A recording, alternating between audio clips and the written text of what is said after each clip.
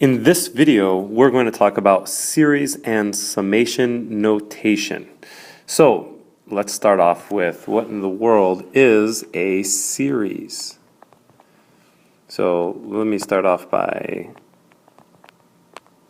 writing it a little bit more clearly. A series simply is just when you add together the terms of a sequence.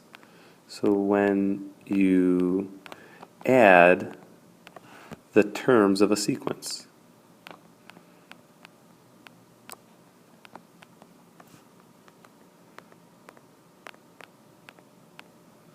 And you're going to find that the hardest thing about a series might be just understanding the notation that we use for a series. It's actually a really simple concept. There are two types of series. There are finite series, which look like this. Let's just say I have a sequence that has the numbers 2, 4, 6, and 8, and it ends at 8. If it's a series, all we do is add them together. That is a finite series. Then there are infinite series.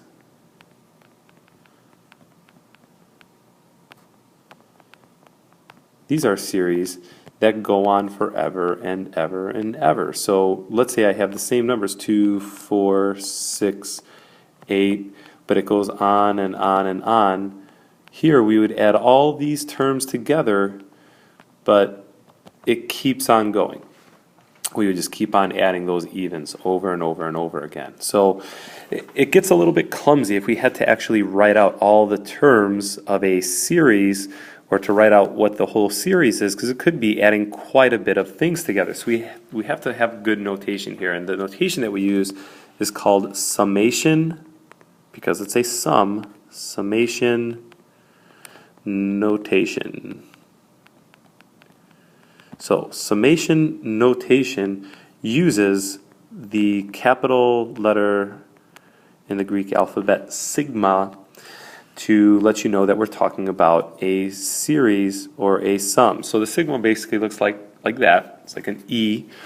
And let me just give you an example of how I can rewrite this finite series that we have up here. So like if I wanted to write 2 plus 4 plus 6 plus 8, using this sigma notation or summation notation, I would say, okay, I'm going to add up all of the numbers starting from an input of 1 to 4, where my sequence is defined as 2 times I. Let me kind of talk about this for a second. If you kind of notice this, the 2, 4, 6, and 8, if I'm inputting 1, this is really 2 times 1. If I'm inputting 2, this is 2 times 2. If I'm inputting 3, this is 2 times 3, etc., etc. The ith term, instead of using a sub n, let's use a sub I, the ith term would just be 2 times whatever I is. So this general rule goes here. That goes in the summation notation.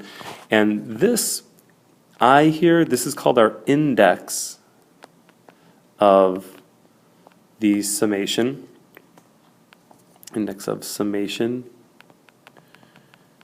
And this number here tells you the lower limit of your index, and here this is your upper limit of your index. So for instance, we're plugging in an index of 1 at the lowest, which gives us that sequence term 2, to a highest index of 4, which gives us the 2 times 4, or that number 8. That's the highest we want to go in this summation. On the other hand, for an infinite series, if I had to write this using summation notation, let's just do it over here. Here, I would use that notation, the sigma notation, start I still at 1, but now since I have the dot, dot, dot, we're not stopping at the 4th term. We want to go on forever. So we're going to go up to infinity. That's going to be our upper limit. And it's the same rule. We're still looking at just 2 times whatever the input is. So that's just a little bit of the notation. one of the biggest things in this lesson is just going to be writing a series in summation notation. And let's look at two examples together. Let's call this example 1. And we're going to write the series in summation notation.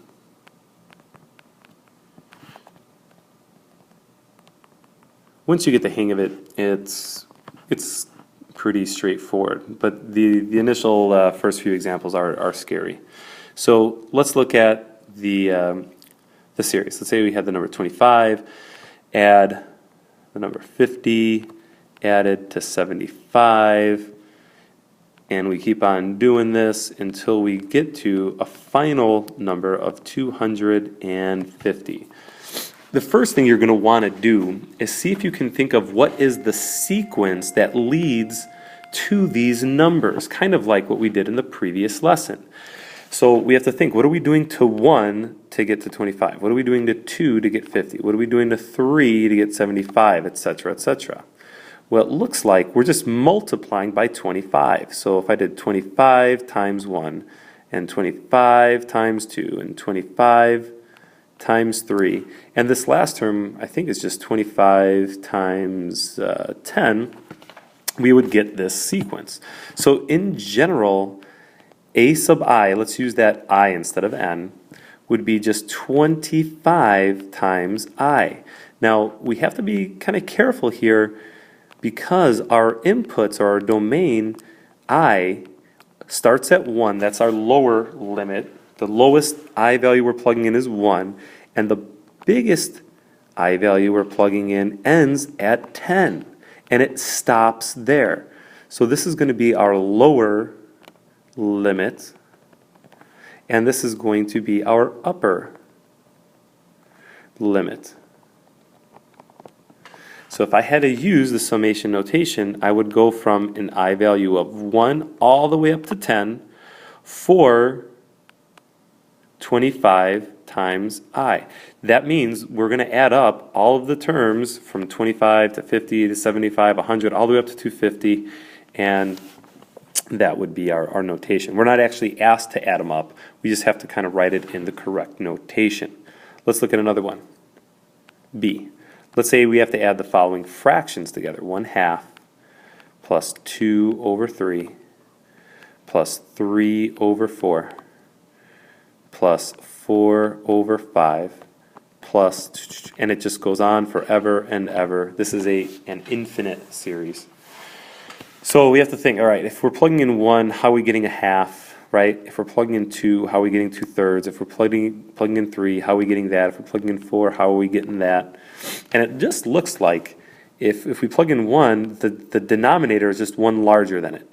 If we're plugging in 2, the denominator is just 1 larger than 2. If we're plugging in 3, it's just 1 larger than 3, etc. 4, and then we just have to add 1 and get 5. So in general, if I have an input I, we're going to get I in the top, and then 1 larger than I, or I plus 1 in the bottom. It kind of makes sense. If you plug in 1, you're going to get 1 over 2. If you plug in 2, you're going to get 2 over 3. So I think this is our rule where I starts with 1 and goes on to 2, 3, 4, and it does not stop. It doesn't have a final, it doesn't have a final term somewhere over here. It just has dot, dot, dot. So this is an infinite series that I would write like the following. I would use my sigma notation.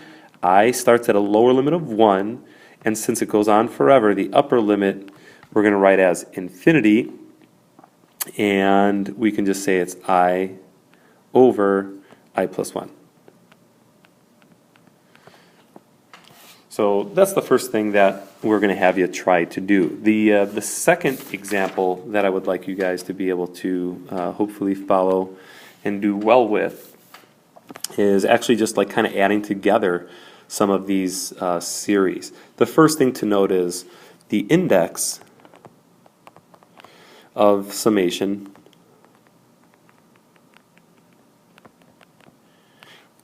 can be any letter It doesn't have to be I all the time.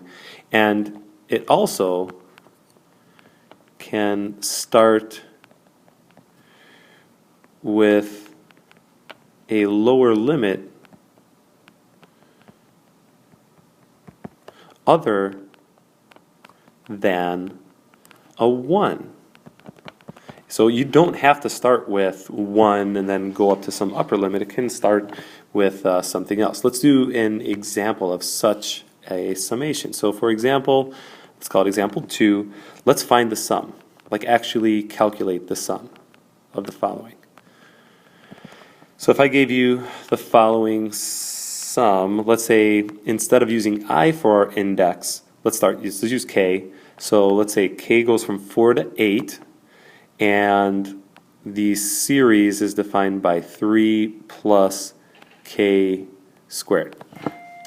So we start with an index of 4 and we end with 8. Right away you should be thinking this is a finite series. So we can actually get a sum here. If it was infinite, the sum of all these would be infinite. Sometimes that's not always the case, but I think in this one it's going to be. So to do this, we have to plug in starting with a k values of 4. So if we plug in 4, we're going to get 3 plus 4 squared for our first term. Then the next term, let's write that in parentheses, we'd have to plug in k is 5. So the next thing we'd have to add is 3 plus 5 squared. And then we'd have to do, when k is 6, and add the term 3 plus 6 squared. And then we'd have to add the term when k is 7, so it'd be 3 plus 7 squared. And we'd have to end with the term where k is equal to 8, which would be 3 plus 8 squared. Now we just have to do some simplification. 3 plus 4 squared is 3 plus 16, right? So that would be 19 plus 3 plus 25, that would be 28. Then 3 added to 6 squared would be 3 plus 36, that would be 39. Then it would be 3 plus 7 squared is 49, that would be 52. And then we do 3 plus 8 squared, that'd be 64. That would be, what's that, 67. And then if you use your calculator to actually add all of those together at that point, I think you get 205 for your total sum. Now, you could see, and we didn't have to add more than, what was it, 1, 2, 3, 4. These are only 5 different terms to add together. You can see it's kind of tedious if we had to add more than that, in another series. So it does help to know the following shortcuts or special formulas. I'm going to show you on the next slide a picture of them. I would make sure you write them down separately so that you have them and you know them well. So the formulas that you need to know, I took a screenshot. There are 3 of them that are going to help make adding some series together very simple. Now this first one is when you have all the terms are just 1. So you're adding literally 1 plus 1 plus 1 plus 1 plus 1 plus 1 over and over again n times. The sum is just n, which is kind of obvious. It makes sense. Like if you had 1 plus 1, if you had 2 terms, the sum is just 2, the number of terms. So the next one that's very helpful is the sum of the first n positive integers. So if you're adding together like 1 plus 2 plus, let me write that a little bit better, 1 plus 2 plus 3 plus 4 plus ... If you're just adding all those together to the nth term, you can use this formula. If you're adding the sum of the first n positive squares, meaning if you're adding 1 squared plus 2 squared plus 3 squared plus 4 squared, etc., till you're squaring n, you can just use this formula to get the answer. So I'm going to show you how we can apply this in a very real way. So if you recall in the last video, I gave you the example from the textbook where you were stacking apples in these square kind of layers as a square pyramid, and there were 7 total layers. If you recall, this was like the 7th layer. I don't think we ever really added to find out how many apples were in all 7 layers altogether. So let's actually try to see if we can do that. If you recall, if we had n layers, I think we said for each layer it was just n squared. That's how many apples were in each layer. So if we were using summation notation, we were going to use from n equals 1 from the first layer all the way up to 7 layers for n squared. Now, since we're adding together squares, I can use this formula right here to help me out. So it's n times n plus 1 times 2n plus 1 all over 6. So in this example, n is our upper limit. We're going from 1 to n. So I'm going to change the formula to be 7, that's our upper limit, and then 7 plus 1, and then 2 times 7 plus 1, make sure that that stands out, over 6. So it turns out to be 7 times 8 times, and that's going to be 14 plus 1 there. It's going to be times 15 all over 6. So if you actually calculate this, if we do 7 times 8 times 15, 7 times 8 times 15, I'm using my calculator, that's 840. I got to divide by 6, and we get 140 total apples. And that's a lot easier than if you had to write like 1 plus 4 plus 9 plus 16 plus 25, etc., etc., etc. And you know what, maybe you're thinking, actually, Mr. Schultz, I'd rather do that because we're almost done. We had 1, 2, 3, 4, 5. All we had to do is add 36 and 49, and that would be easier. Maybe you're making a good point there, but I would hope you'd understand if there were more layers, let's say there was 30 layers or something like that, it would be unreasonable to try to add up all these terms separately, where, you know, instead using this formula would be helpful. So I would like you to try the following problems and be ready to go with these tomorrow.